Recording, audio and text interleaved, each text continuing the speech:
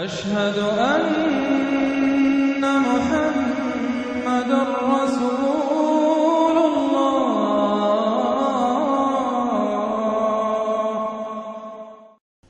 سورۃ البلد، اب یہ اس کا جوڑا ہے۔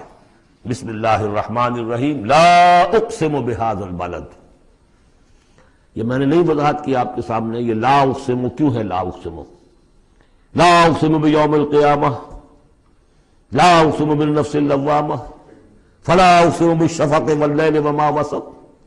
یہ لا جو ہے نافیہ نہیں ہے، یہ لا ہے اس معنی میں تم جو کہہ رہے ہو غلط ہے، میں قسم کھاتا ہوں قیامت کے دن کی۔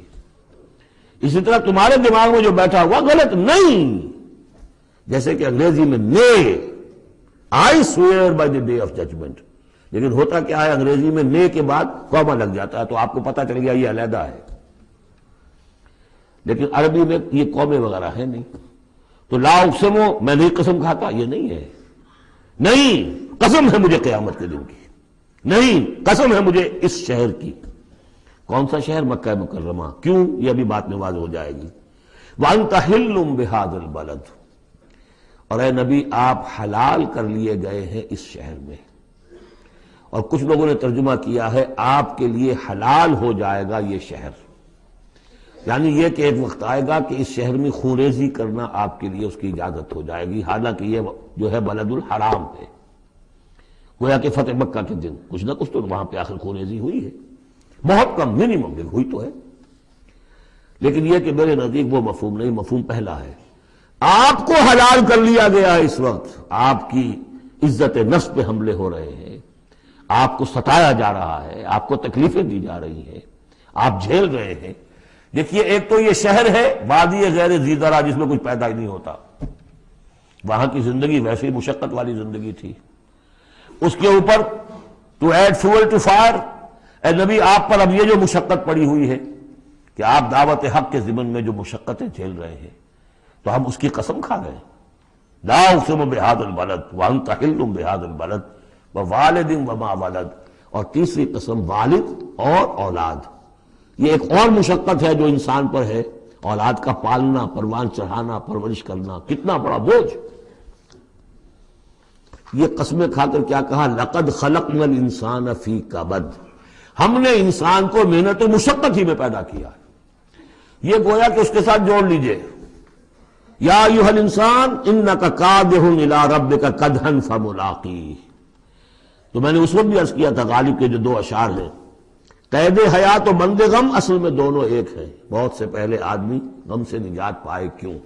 مشقت تو یہاں ہر ایک کے لیے، محنت ہے، مشقت ہے، تکلیف ہے، مسائل ہیں، پریشانیاں ہیں، کوفت ہے، ہر شخص کے لیے، بس ذرا سا فرق ہے، کوئی ایئر کنڈیشن کمرے میں بیٹھا ہوا ہے لیکن چین نہیں ہے، ایئر کنڈیشن کمروں کے اندر مخملی گندیلوں پر نیند نہیں آ رہی ہے، کوئی شخص ہے کہ جس کو مشقت جو ہے جسمانی ہے، کسی کی مشقت جو ہے وہ نفسیاتی ہے، مشقت ہے۔ لقد خلقنا الانسان فی کبد، یہاں کوئی بھی اس کبد سے، اس مشقت سے مستثنا نہیں ہے۔ قید حیات و بند غم اصل میں دونوں ایک ہیں، موت سے پہلے آدمی غم سے نجات پائے کیوں؟ لیکن وہاں سورہ انشقاق میں اس سے اگلا بڑھ رہا ہے کہ ہم تو گھبرا کے یہ کہتے ہیں کہ مر جائیں گے، مر کے بھی چین نہ پایا تو کدھر جائیں گے، مرنے کے بعد پھر کھڑے ہونا ہے اللہ کے حضور میں جا کر۔ فملاقیہ یا ایھا الانسان انک کادح الی ربک کدحا فملاقیہ فاما من اوتی کتابہ بیمینہ۔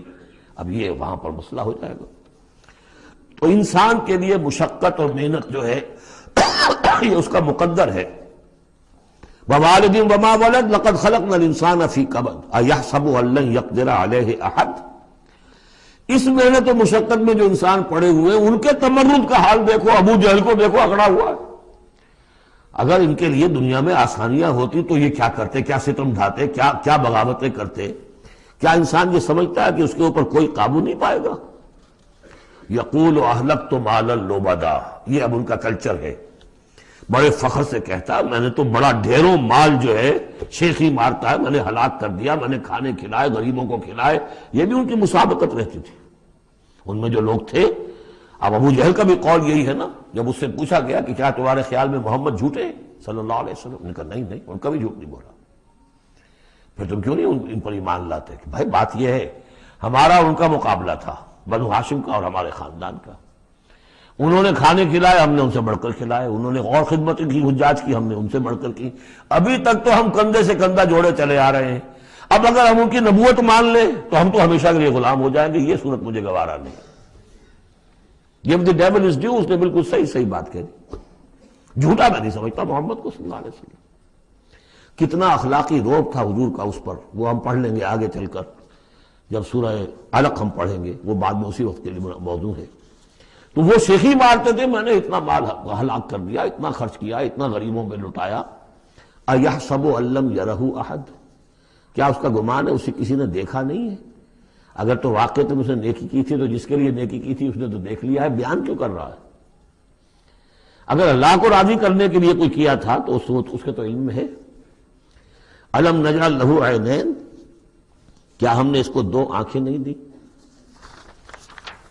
وَلِسَانًا وَشَفَتَيْنِ، اور زبان دی اور دو ہونٹ دیے۔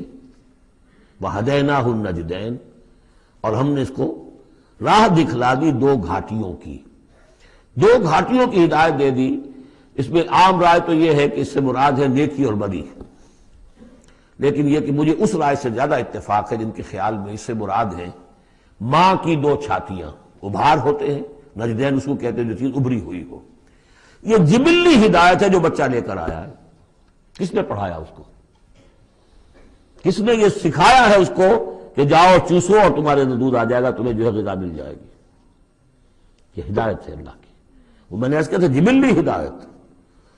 الذی خلق فسوی والذی قدر فہدی، یہ ہدایت تو وہ لے کے آیا بچہ، اسے معلوم میری غذا کہاں ہے۔ اس کی ماں میں، اس کے منہ میں جاتا ہے ماں کا دودھ اور وہ اس کو چوستا ہے اور پیتا ہے، کہیں سے سیکھ کر آیا ہے، کوئی ٹریننگ اس کو دی گئی۔ وَهَدَيْنَاهُ النَّجْدَيْنِ، بہرحال دونوں معنی آپ ذہن میں رکھیے۔ فَلَقْتَحَمَ الْعَقَبَةَ، لیکن وہ گھاٹی کو عبور نہ کر سکا۔ گھاٹی کون سی ہے بھائی؟ وَمَا أَدْرَاكَ مَا الْعَقَبَةُ، جانتے ہو وہ گھاٹی کون سی ہے؟ فَكُّ رَقَبَةٍ، کسی گردن کا چھڑا دینا، آزاد کر دینا، کسی غلام کو آزاد کرا دینا اپنا مال خرچ کر کے، یا کسی مقروض کا قرضہ ادا کر دینا اپنے مال سے۔ او اطعام فی یوم ذی مسغبہ، یا کھانا کھلا دینا بھوک کے دن جبکہ اپنے بھی لالے پڑے ہوئے ہوں، قحط کا عالم ہو، اور آدمی کو نظر آ رہا ہو کہ میرا اپنا سٹور بھی جو ہے گندم کا ختم ہو رہا ہے، پھر بھی کھانا کھلائے بھوکے کو۔ یتیماً ذا مقربۃ، اس یتیم کو کہ جو قرابت دار بھی ہے، بھتیجا ہے، بھانجا ہے۔ او مسکیناً ذا متربہ، یا وہ محتاج جو مٹی میں رل رہا ہے۔ ثم كان من الذين آمنوا وتواصوا بالصبر وتواصوا بالمرحمہ۔ دیکھیے یہ ہے وہ فلسفہ جو سورہ حدید میں آیا تھا، اب اچھی طرح سمجھ لیجئے۔ اس میں سے انسان کا اس گھاٹی میں سے نکل جائے گا تو آگے رستہ صاف ہے۔ وہ اصل جو بریک لگا ہوا ہے وہ مال کی محبت کا ہے، اس کو کھولو گے پھر گاڑی چلاؤ، چلے گی گاڑی۔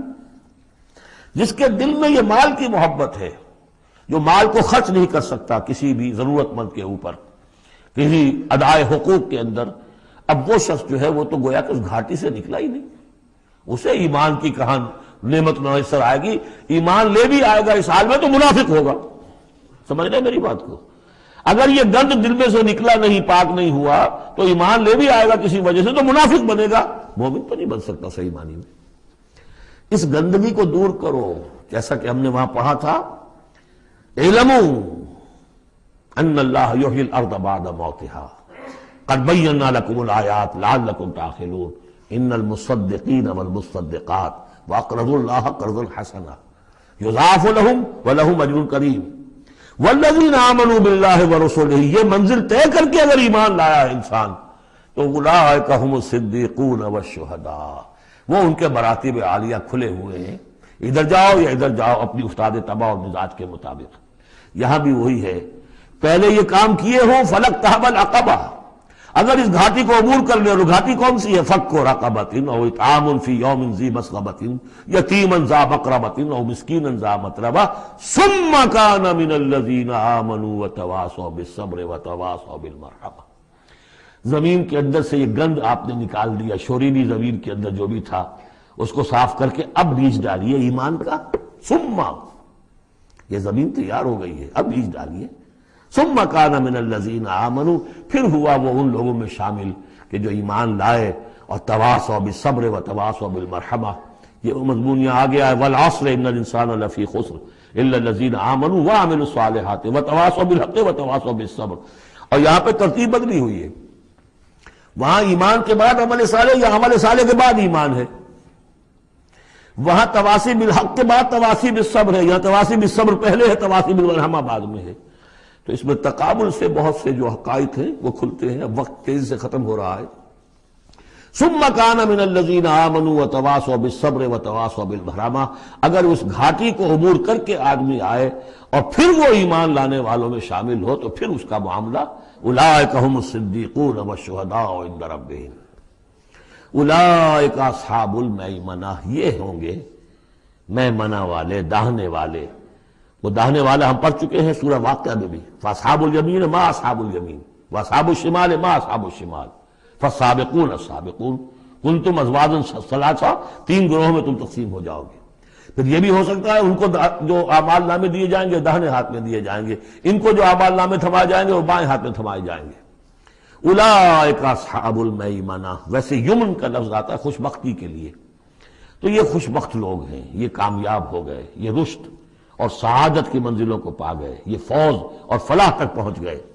والذین کفروا بآیاتنا، اور جو لوگ ہماری آیات کا انکار کریں گے، ہم اصحاب المشأمہ، وہ ہوں گے کم بختی والے، وہ ہوں گے شومی قسمت. وہ ہم نے جو وہاں پہ پڑھا تھا، یہ مشأمہ جو ہے تو یہ ہوں گے کم بختی والے.